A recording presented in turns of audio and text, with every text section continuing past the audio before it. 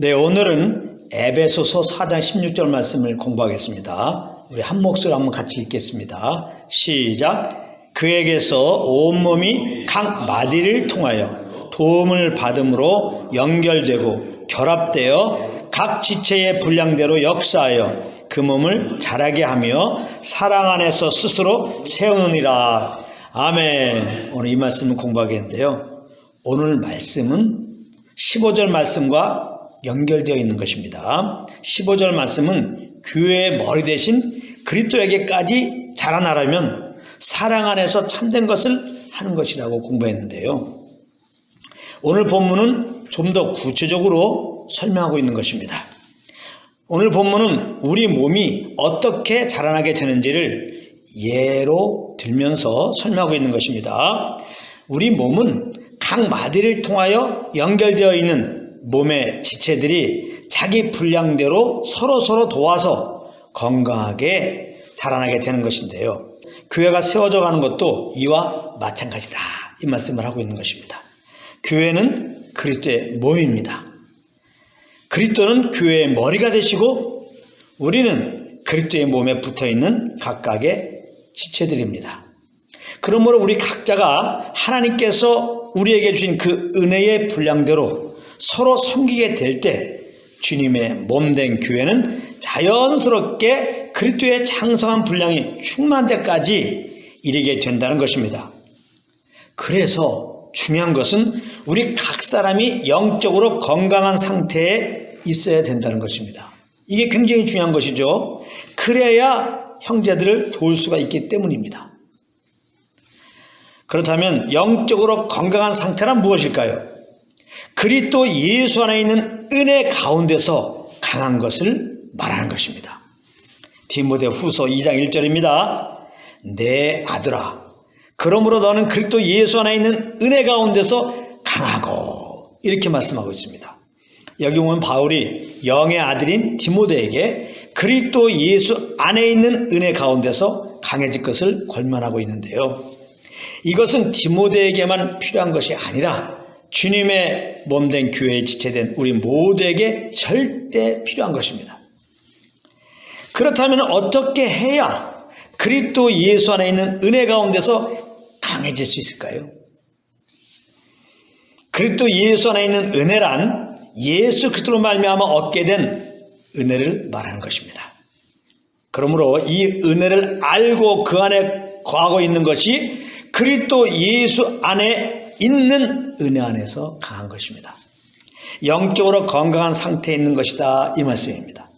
그렇다면 그리스도 예수로 말미암아 얻은 은혜들은 무엇일까요? 그것은 너무나 많아서 셀 수가 없지만 대표적으로 세 가지만 말해본다면 죄사함을 받은 것, 영생을 얻은 것, 하나님의 후사가 된 것입니다. 이것이 얼마나 큰 은혜입니까? 한번 잘 생각해 보세요. 우리가 예수님의 보혈로 죄사함을 받지 못했다면 우리는 한 번 죽은 다음에 지은 죄들에 대하여 하나님의 심판을 받게 되는 것입니다. 그리고는 불과 유황으로 타는 곳에 떨어져서 영원한 고통 가운데 살아갈 수밖에 없는 것입니다. 그리고 영생을 얻지 못했다면 우리는 하나님을 모른 채 하나님과 상관없이 육체를 따라 짐승같이 살다가 한 번 죽고 하나님이 계시지 않는 불지옥에서 영원히 살 수밖에 없는 것입니다. 그런가 하면 하나님의 상속자가 안 되었다면 우리는 썩어 없어질 이 세상에 소망을 두고 썩어 없어질 이 세상에 있는 것들을 사랑하며 살아갈 수밖에 없는 것입니다. 그런데 하나님의 은혜로 예수 믿고 그리스도 예수 안에 있는 우리들은 지금 어떠한 상태입니까? 우리는 이미 예수님의 보혈로 죄사함을 받았습니다. 할렐루야. 에베소서 1장 7절입니다. 우리는 예수 믿고 구원받은 우리는 그리스도 안에 있는 우리는 그리스도 안에서 그의 은혜의 풍성함을 따라 그의 피로 말미암아 속량 곧 죄사함을 받았느니라. 받았느니라. 앞으로 받을 것이 아니라 받았느니라. 예수 믿는 순간에 우리의 모든 죄가 다 사함받았어요. 그래서 하나님의 심판을 받는 것이 아니라 예수님의 보혈로 하나님과 화평한 관계가 되어서 이제 예수님의 보혈을 힘입고 언제든지 하나님께 나아가서 교제할 수가 있게 된 것입니다. 그리고 이미 우리는 믿음으로 영생을 얻었습니다. 할렐루야. 요한복음 5장 24절입니다. 내가 진실로 너에게 이르노니 내 말을 듣고 또 나 보내신 이를 믿는 자는 영생을 얻고 영생을 얻을 것이고, 이게 아니라 믿는 자는 영생을 얻고, 예수 믿는 우리들은 이미 영생을 얻었습니다. 심판에 이르지 아니하나니 사망에서 생명으로 옮겼느니라. 생명으로 옮겼습니다. 앞으로 옮겨질 것이 아니라 생명으로 옮겨졌습니다.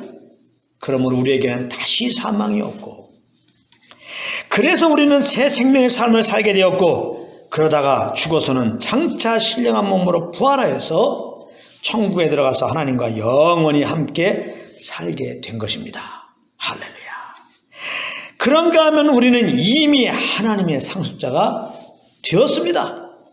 로마서 8장 17절입니다. 자녀이면 또한 상속자, 곧 하나님의 상속자요, 그리스도와 함께하는 상속자니 우리가 그와 함께 영광을 받기 위하여 고난도 함께 받아야 할 것이니라. 이렇게 말씀하고 있습니다. 그래서 이제 우리는 이 땅에 있되 이 땅에 속하지 않고 하나님과 함께할 천국의 소망을 가지며 살 수 있게 된 것입니다. 이거 얼마나 감사하고 감사한 일입니까? 이것은 정말 평생 감사해도 부족함이 없는 그런 제목들인 것입니다. 그런데 이런 은혜들은 오직 성령으로만 알 수 있고 누릴 수가 있다는 것입니다. 고린도전서 2장 12절입니다. 우리가 세상의 영을 받지 아니하고 오직 하나님께로부터 온 영을 받았으니, 성령을 받았으니 이는 우리로 하여금 하나님께서 우리에게 은혜로 주신 것들을 알게 하심이라. 하나님께서 예수 그리스도를 통하여 주신 이 은혜들을 이렇게 성령을 보내서 성령으로 우리에게 알게 하신다 이 말이에요. 그러니까 예수 믿고 구원받아도 성령과 교통 가운데 있지 않으면 성령으로 말미암아 예수 그리스도로 말미암아 주신 은혜들을 모르게 되는 거죠. 그래서 감사함으로 살지 못하는 거예요. 그래서 예수 믿고 구원받은 우리가 어떻게 살아야 돼요? 늘 성령과 교통 가운데 있어야 되는 겁니다. 그러면 성령으로 말미암아 예수 그리스도를 통하여 주신 우리에게 은혜들, 특별히 죄사함 받은 은혜, 영생을 주신 은혜, 상속자가 되신 은혜, 이것을 알게 되어서 우리 입에는 감사를 달고 산다니까요. 감사합니다. 감사합니다. 그러므로 그리스도 예수 안에 있는 은혜로 강건해지는 길은 항상 성령님과 교통 속에서 그 인도함을 따라야 한다는 것입니다. 그렇게 할 때 삶의 열매가 무엇이냐? 바로 주님께 받은 그 은혜와 사랑으로 그리스도의 몸된 교회의 지체들을 섬길 수가 있게 된다는 것입니다. 이것을 15절에서 오직 사랑 안에서 참된 것을 하는 것이라고 말한 것입니다. 오직 사랑 안에서 참된 것을 하여 범사에 그에게까지 자랄지라. 그는 머리니 곧 그리스도라. 이렇게 말씀하셨습니다. 마태복음 16장 18절에 보면 예수님께서 친히 내 교회를 세우시겠다. 이렇게 말씀하셨어요. 예수님은 성령으로 우리에게 이미 베풀어 주신 그 은혜와 사랑을 알려주시고 그 사랑으로 지체들을 돌아보아 섬기게 하심으로 교회를 세우고 계신 것입니다. 그러므로 예수님으로 모일 때마다 우리가 할 일은 성령으로 그리스도의 그 십자가의 은혜와 사랑을 알기에 힘쓰는 것입니다. 그리고 성령님께서 주시는 감동 따라 지체들을 섬기는 것입니다. 기도할 감동을 주시면 기도하는 것이고 격려할 감동을 주시면 격려해 주는 것입니다. 이렇게 예수님으로 모일 때마다 함께 하시는 성령을 따라 행함으로 범사에 그리스도에게까지 자라나는 교회로 이 세상에 나타나게 되기를 우리 주 예수 그리스도 이름으로 축복합니다.